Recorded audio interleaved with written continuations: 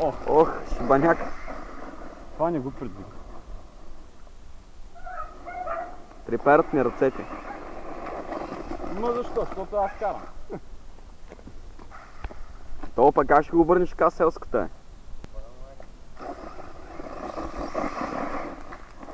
И всеки път снимаш.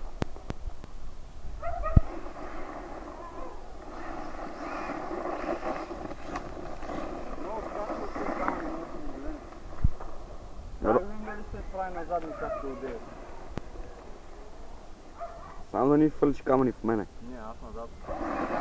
Не, няма трак. Да я покараме. Искаш да кажеш дай да го ступа. Не. Стига си им хвърлял камъни. Карам го като нитро, а? Ари, гъса. Чакай, аз ще имам тук караш. Его изправи се. Да, ето. Ти ще караш, Аре. сега да заснемеш. Гъш. Нали имаш фейлсейф? Не. Какъв фейлсейф, бе? Това е електро.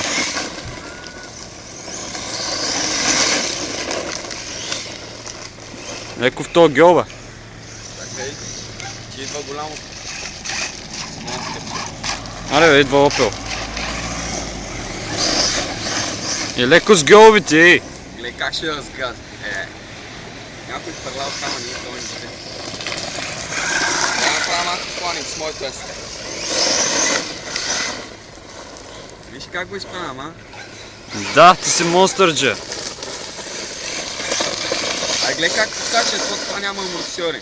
Еми, има, бе. Как ще няма? А що така подскача? Гледай. Защото е ниско. трупче. И просто електрониката му тежи 1,4 кг. Роботроника как попива, а? Гьол! Тъп, давай. Само с задната гума загази. Дай да не си да... Уоооо! Какво беше това, Айде, бегай го обръщай.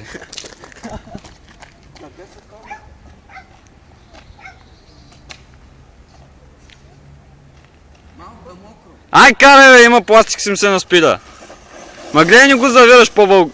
Тама.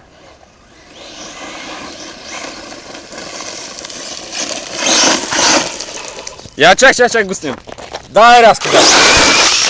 Ау!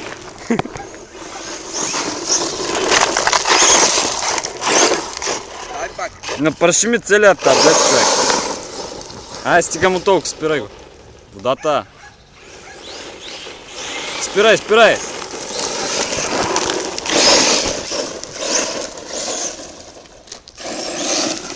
Айде, бе, човек.